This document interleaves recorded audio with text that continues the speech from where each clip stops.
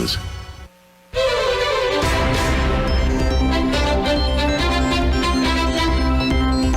Bueno, muchísimas gracias. Son las 7 de la mañana con 43 minutos, 7:43. Le comentamos al principio de este espacio informativo. Hoy es Día Internacional de la Cero Discriminación. Es un tema obviamente importante que debemos considerar en lo que significa institucionalmente lo que hemos podido hacer, hemos podido lograr por lo menos en nuestro país y particularmente también en nuestro estado de Querétaro. Como cada 15 días nos acompaña y le agradezco infinitamente a mi querida Maricruz Ocampo, abogada, activista, defensora de los derechos humanos, que nos haga favor de platicar con la audiencia de Radar News en esta primera emisión. ¿Cómo estás, mi querida Maricruz? Buenos días. Muy contenta de estar aquí. Al contrario, Maricruz, el gusto es nuestro. Y obviamente me mandabas además unas estadísticas y datos además que son importantes para que podamos replantear la problemática y el tema de la cero discriminación como una posibilidad real en nuestro país y en nuestro Querétaro. ¿Es posible? ¿Vamos en el camino correcto? ¿Cómo estamos? ¿Qué diagnóstico podemos decir, mi querida? Pues mira, yo creo que jurídicamente vamos en el camino correcto, porque en teoría está prohibido a todos nos está prohibido discriminar en el artículo 1 constitucional, ¿no? Y además, pues nos está prohibido hacer cualquier acción que atente contra la dignidad humana de otra persona o contra el ejercicio de sus derechos. Entonces, cuando haces una reflexión personal, pues piensa qué cosas haces tú que en un momento dado pudiesen ser discriminatorias, ¿no? Porque además, yo creo que siempre pensamos que discriminan otras personas y nosotros no. Sí, claro, que es una manera de pensar que la discriminación no existe. Así es, o la pensamos, por ejemplo, mucho en relación a lo que ocurrió en Estados Unidos, ¿no? En los años 60, donde teníamos estos problemas de discriminación racial, ¿no? Sí. Pero México, por ejemplo, es un país altamente discriminatorio. Tú lo viste en la ENADIS, en la Encuesta Nacional de Discriminación de 2017, que es muy interesante, cómo hay grupos que son víctimas de mayor discriminación que otros, por ejemplo, las personas indígenas. Sí, veo jóvenes, mujeres, ¿no? Así es. Que también tienen una alta incidencia. Estaba viendo, por ejemplo, un dato, 20.2% de la población de 18 años y más han declarado haber sido discriminada en el último año al menos una vez en su vida. Así es. Fíjate, hay un caso que acaba de ocurrir la semana pasada, el domingo, de una mujer otomí artesana queretana en un restaurante en la Ciudad de México. Estaba con un grupo de intelectuales organizando un evento y cuando ella va a entrar al baño, la saca de uno de los trabajadores, le dice, tú no puedes entrar al baño de los clientes, y la llevaron a un baño a la cocina. Sí, no la dejaron. Ese tipo de cosas, la mayoría de nosotros tal vez no las vive, pero hubo un caso similar, por ejemplo, con Rigoberta Menchú, Premio Nobel de la Paz, en un hotel en Cancún, en donde no la dejaban entrar al hotel, cuando ya era la ponente. Sí, claro, que son parte, obviamente, de esta cultura que necesitamos también cambiar, romper, trascender de lo que tiene que ver realmente con la discriminación, Maricruz. Claro, ¿dónde la aprendemos? ¿Quién nos enseña a discriminar? Tú ves a los niños chiquititos que juegan con todos los niños. Estás en un espacio donde hay niños y todos los niños juegan con todos los niños y nadie está diciendo, ni habla de su aspecto físico, ni del color de su piel, ni de si es pobre o es rico. Es algo que vamos aprendiendo, que vamos subiendo y que se nos va quedando en este bagaje cultural que tenemos y que después aplicamos con naturalidad porque eso fue lo que aprendimos. Oye, en esta ENADIS, en esta estadística, a propósito de justamente esta situación de la discriminación, veía yo, por ejemplo, que una de las principales formas de la discriminación es la apariencia, como tú estás comentando, que es la más frecuente, de las más comunes, Maricruz. Pues claro, mira, yo el otro día hablaba con alguien en el municipio de Querétaro, precisamente, que me decía que hay gente, incluso todavía en recursos humanos, que no contrata personas con tatuajes. Eso es una forma de discriminación. Sí, ¿no? Sí, o claro. Si tú te fijas en la misma ENADIS, cómo está esta clasificación incluso de personas, de acuerdo al color de su piel, el grado académico que tienen. Porque también eso impacta, ¿no? Pero la otra cosa con la discriminación es que no nada más vamos ejerciéndola contra otras personas, sino que también la vamos comprando como que eso es algo normal. Que si nos tratan de esa manera, pues no es normal, ¿no? Luego veíamos también el porcentaje de la población de 18 años a las que se les ha negado de alguna manera, por alguna razón, por alguna situación, sus derechos humanos, mi querida Maricruz.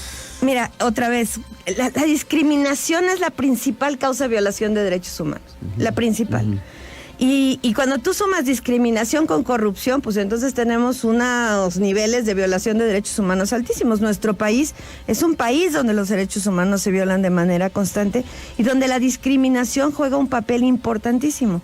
Si tú llegas a una oficina de gobierno a que te atiendan y conoces a alguien ahí, sí, te van a atender mucho más rápido que cuando no conoces a nadie, por ejemplo. Eso sigue ocurriendo. Entonces, ahí ya hay una discriminación que no debería existir entre con quién te juntas y quién no. Podríamos decir que es incluso de clase. Discriminación, no nada más por el color de la piel, que es en la que más vemos, pero discriminación, por ejemplo, por nuestras creencias religiosas. También, que es frecuente, que es común, y que se da casi de manera subrepticia, mi querida Maricruz Ocampo. ¿Qué tal el tema de la orientación sexual, que también tú conoces perfectamente? Bueno, orientación sexual, ¿no? Que cuánto trabajo nos costó, por ejemplo, en Querétaro aprobar la modificación al Código Penal, al Código Civil, que nada más era cambiar la palabra hombre y mujer por personas, ¿no? Sí. Y fueron 9 años, ¿no? Y apenas hace poco el director del Registro Civil declaró que si una pareja homosexual quiere ir a registrar a su hijo o hija, no se lo va a permitir porque no está contemplado en la norma. Y dices, otra vez volvemos, a lo mismo. Eso es discriminación. Oye, ¿y cómo anda Querétaro en estos diferentes esquemas de los que ya hemos hablado? ¿Cómo andamos Querétaro ahí en el tema de la discriminación hacia los grupos indígenas, a las personas que tienen preferencias sexuales diferentes? ¿Cómo anda Querétaro? Yo creo que Querétaro es un claroscuro muy interesante, porque si ves la ENADIS, Querétaro está en lugares muy bajos de discriminación hacia ciertos grupos, ¿no? Por ejemplo, personas indígenas. Vimos con el tema del matrimonio igualitario, con una encuesta que hizo la UAC, que la mayoría de la gente no tiene problema con eso, ¿no? Entonces ahí vamos bien, pero si te acuerdas, de repente tenemos estas frases que incluso se han utilizado en campañas políticas en las que hablamos de que la gente que llega a Querétaro no es igual, no hace las cosas de la misma manera. Incluso hubo una campaña que decía palabra de queretano, como si las demás personas no tuvieran palabra, ¿no? Entonces tenemos un comportamiento un poco xenofóbico hacia la gente que ha llegado de fuera a vivir a Querétaro. Y con ello, obviamente, pues tratar de entender lo que tenía que ver con una nueva cultura, que de repente pienso, por ejemplo, estamos viendo estos datos 2017, nos faltarían datos 2020, 2021, 2022, más actualizados. Pero fíjate que ahí tenemos un tema también con el gobierno federal, en el que muchas de estas encuestas que se hacían de manera recurrente y constante, se les quitó el presupuesto, entonces no se están haciendo, ¿no? La ENADIS es una, la ENDIRE, que es la encuesta nacional de relación al interior de los hogares, tampoco se ha actualizado. La última que tenemos es de 2016. Y bueno, el lema en ese 2022, eliminemos las leyes que perjudican, debemos crear leyes que realmente nos puedan empoderar. Ese es el emblema en este 2022. Y es una obligación convencional. De los estados. De todos los países que han firmado los tratados internacionales en materia de derechos humanos, y pues eso nos forma a nosotros como Querétaro, pues nos obliga también como parte del Estado mexicano a que tenemos que hacer todas las adecuaciones legislativas para que la gente pueda ejercer sus derechos, porque luego pensamos que la norma está en un papel y que es neutral, pues porque alguien la escribió. No, a ver, tiene cargas negativas hacia ciertos grupos y ciertas personas, ya sean implícitas o explícitas. Por eso hablamos tanto de la armonización legislativa. Eso es exactamente lo que es armonizar todas nuestras leyes, nuestros reglamentos de acuerdo a los tratados internacionales en materia de derechos humanos, para eliminar aquellas normas que tienen una carga mayor en ciertas personas o que literalmente les prohíben el ejercicio de sus derechos. Claro, me dice Leonardo Favela, y tienes toda la razón, porque ahora vamos a entrar a los grupos de edad, a los grupos poblacionales que son altamente discriminados. Por ejemplo, estaba yo viendo aquí primero personas indígenas, luego a personas con alguna discapacidad, personas de la diversidad religiosa, que como tú ya lo señalabas también, que tienen una religión diferente a la mayoría, por lo menos en una población determinada, personas mayores, altamente discriminadas, adolescentes y jóvenes, y también niñas y niños, trabajadoras del hogar remuneradas, incluso también una discriminación real y concreta y puntual en contra de las mujeres, Maricruz. Así es. Por eso cuando hablan de los grupos, estos grupos son grupos que están en una situación de mayor vulnerabilidad. Son vulnerados, no son vulnerables, porque vulnerables sería vamos a vulnerarlos, ¿no? Son personas que constantemente por este tipo de situaciones ven violentados sus derechos. Una persona adulta mayor a la que comúnmente se le empieza a tratar como si no tuviera capacidad de decisión por la familia, por ejemplo, ¿no? Que deciden los hijos por la mamá o por el papá, cuando realmente son personas que tienen todas sus capacidades y tendrían que ser respetadas. Así es. Ay, Maricruz Ocampo, nos faltan muchas cosas todavía que hacer, pero tenemos Instituto de la Mujer, tenemos no sé qué de la mujer, también aquí otro tipo de instituciones, por lo menos a nivel municipal y a nivel estatal, que están trabajando sobre eso, ¿sí o no? ¿O cómo los ves? Bueno, tenemos institutos para echar ahora sí para arriba, ¿no? Tenemos institutos de la mujer, instituto, por ejemplo, el municipio de Querétaro tiene el INMUPRED, que es el Instituto Municipal para Prevenir y Erradicar la Discriminación. Tenemos Instituto de la Juventud, ¿no? Tenemos todas estas, el DIF, las Secretarías de Desarrollo Social. En teoría, todas ellas están enfocadas en la protección de derechos humanos y la eliminación de la discriminación. El Instituto Nacional de Poblaciones Indígenas, ¿no? Y demás. Sí. Pero ¿qué nos pasa? Que creo, y yo creo que ese es uno de los graves problemas, que trabaja cada quien por su cuenta. No hemos transversalizado los programas en el que varias instancias se hacen responsable de la solución del problema. Están desarticulados los esfuerzos institucionales en favor de la no discriminación. Totalmente, eso yo creo que sí están desarticulados, por un lado. Y por el otro lado también es la ley del mínimo esfuerzo, ¿no? Los tratados internacionales dicen que se tiene que utilizar, por ejemplo, para los derechos económicos, sociales, culturales, ambientales y tecnológicos, todos los recursos del Estado. No dice algunos recursos del Estado, no dice los que le sobren al Estado, no dice, bueno, échenles ahí un poquito, ¿no? Entonces tenemos disparidades impresionantes, por ejemplo, en lo que se utiliza para infraestructura contra lo que se utiliza, por ejemplo, para erradicar la situación de violencia contra las mujeres. Sí, claro, tenemos claro. En los presupuestos anuales del Estado de Querétaro, la cantidad de dinero que se destina a comunicación social ha sobrepasado todos los últimos 6 años más de 200 millones de pesos.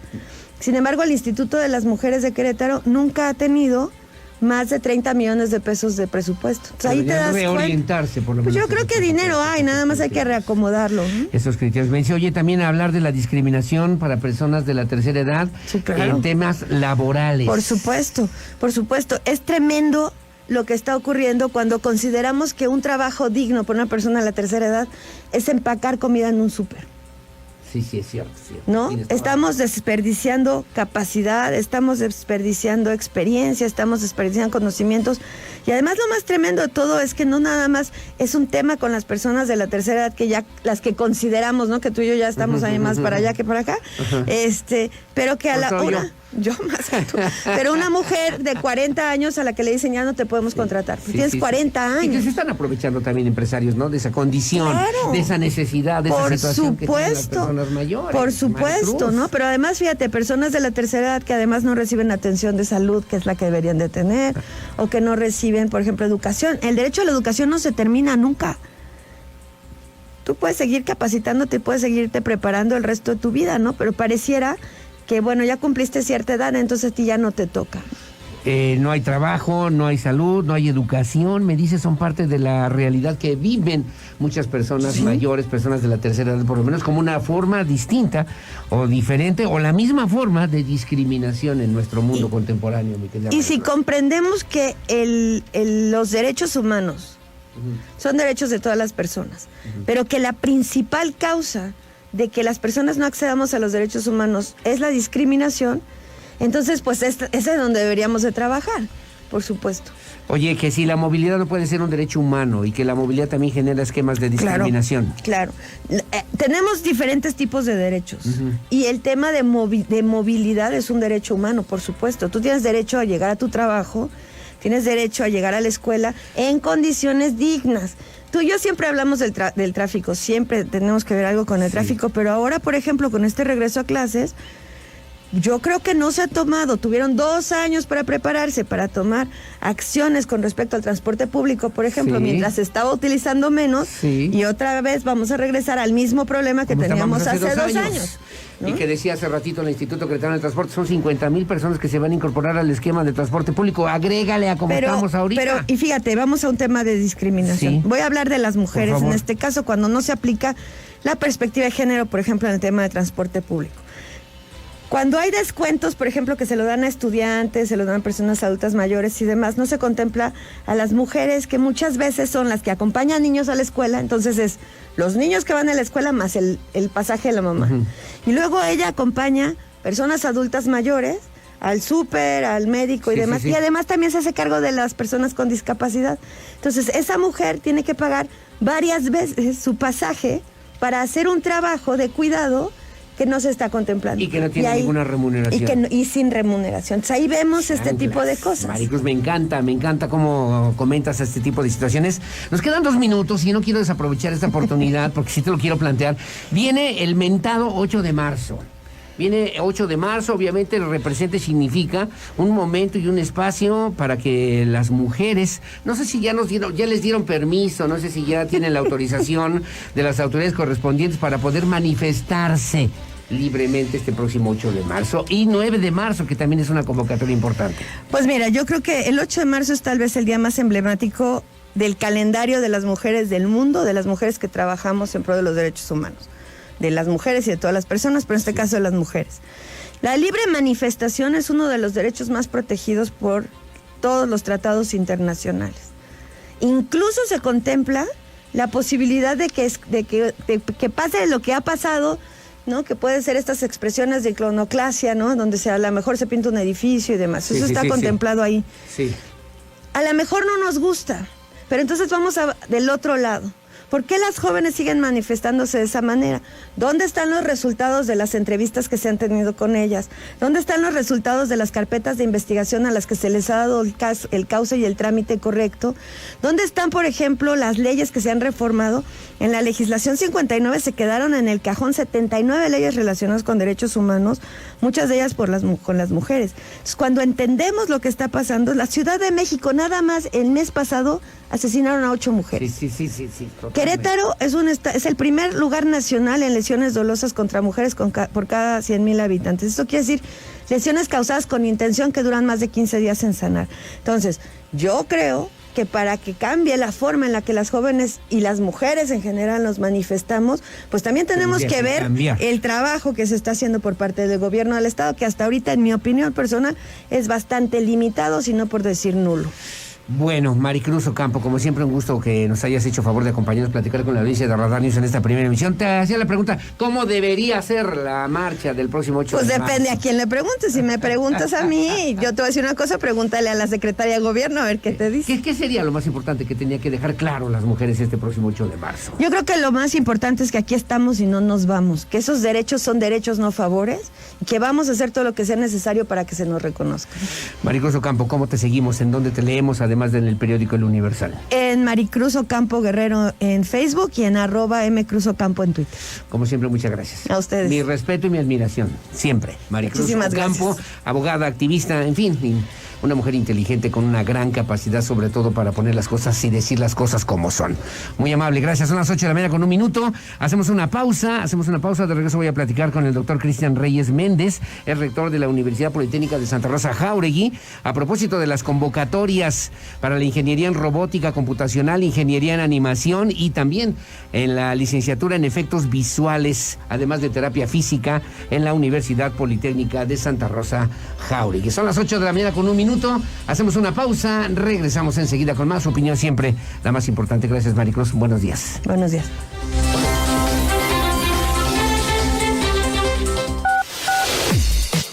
Porque siempre estamos cerca de ti.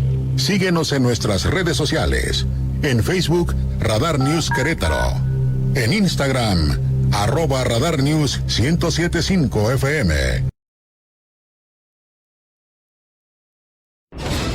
Querétaro 24